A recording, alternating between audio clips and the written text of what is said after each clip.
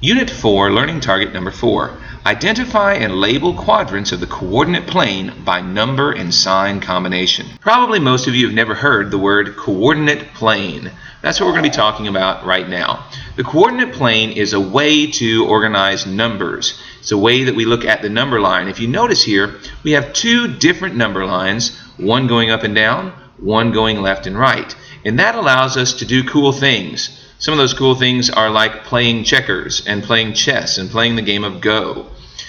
The coordinate plane was designed by a man named René Descartes. That's why it's sometimes called the Cartesian coordinate plane. Cartesian from Descartes. The coordinate plane helps us to identify coordinates on a graph. And we use the y-axis and the x-axis to do that. We have a y-axis, which is the one that is a number line going up and down, and an x-axis going left and right, horizontally. We call the place where we have 0, 0, which is right here, this little point right here, we call this the origin. And that is a very special point that you'll use later on, and that is called the origin at 0, 0. Our coordinate plane is broken up into what we call quadrants. If you notice, we have these two number lines that intersect right here in the middle. Remember that this is the origin at 0, 0. And it divides our graph up into four little groups. We have this one over here, this one over here, and this one down here. And we give them different names. This is quadrant 1, quadrant 2, quadrant 3, and quadrant 4. If you remember, it kind of goes around in the opposite direction of a clock. So if you can imagine, that's kind of a clock. We're going the opposite direction and we're counting that way. Now, we plot points on our coordinate plane using what we call ordered pairs. And an ordered pair just means they are ordered by x and y coordinates. X and y coordinates. Now, what does that exactly mean? Well, let's take this point right here. We plotted this point right here on the graph. To do that, we went 4 spaces along the number line that's associated with the x-axis, and we went 1, 2, 3 spaces up on the coordinate that is associated with the y-axis. So our ordered pair is 4, 3, 4, 3, and those are our x and y values. The x value always goes right here, and the y value always goes there, and that's why they're ordered. They are ordered pairs. This point is 4, 3, and it is in the first quadrant. This one right here, this point, would be -2, because we travel 2 points to the left on the x-axis, and 4, -2, 4, because we went up 4 along the y-axis to get to this point. -2, 4. It is in the second quadrant. Now let's notice something about the signs on each one of these coordinates. In this one we have a negative, put that in a different color. We have a negative and a positive. This one, both of our coordinates, 4 and 3, are both positive. So this has positive and positive coordinates.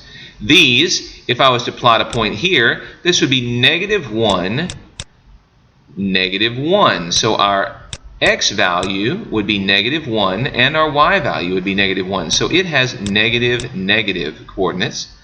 This one, let's say we wanted to plot this point, we would travel 4 points along the x-axis, which gives us 4 for our x value, and 1 point down along the y value, so on the y-axis, which gives us a -1 for our y value. Again, x and y. So if you notice, each one of the coordinates has a different name, and it also has different types of coordinates. These are all positive. This is negative positive. This is negative negative, and this is positive negative. Let's use what we've learned to graph these ordered pairs. So the first coordinate here is 2, 4. That means I'll travel 1, 2 along the x-axis for the x coordinate.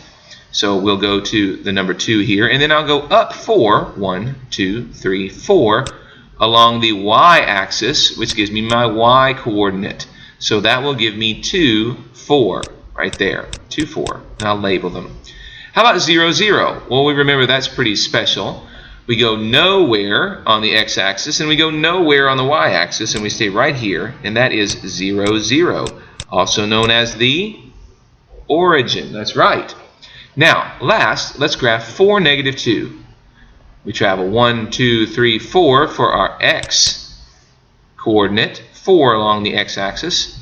And then we go, do we go up or down? We go down to -2 along our y-axis for our y coordinate, and that gives us 4, -2. We also need to know how to go in the opposite direction. If we're given a point, can we identify the coordinates that go with us? So, for the point A, what are our coordinates? Well, to get to A, we have to go 1, 2 along the x-axis. So that means we'll put 2 in for our x-coordinate.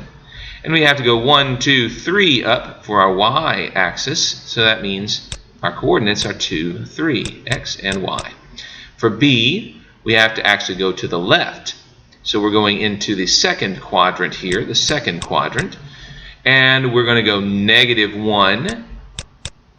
And we're going to go up 2, so that's going to be a +2, -1, 2.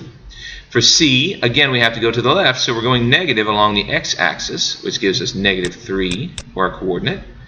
And then our y-coordinate, we travel 1, 2, 3, 4 down, so that gives us -4 for our y-coordinate. Finally, here's D. Once again, we're traveling to the right along the x-axis, so we're getting positive. That takes us to 2 for our x-coordinate. And for our y-coordinate, we go 1, 2, 3 down, which leaves us with -3. Finally, let's talk about how we plot things on a map. Now, if you notice, most maps do not have 4 quadrants. They actually stay in the first quadrant. In the first quadrant, all of our values are positive. Our x-coordinates are positive, and so are our y-coordinates.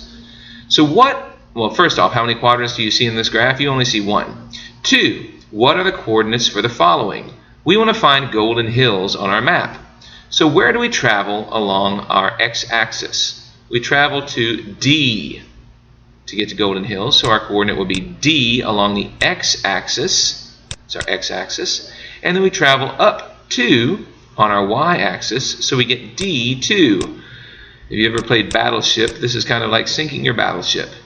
East Millpost, we travel all the way down to M, the M coordinate for our x value, and we go up to 6, so M6 is our x and y coordinate.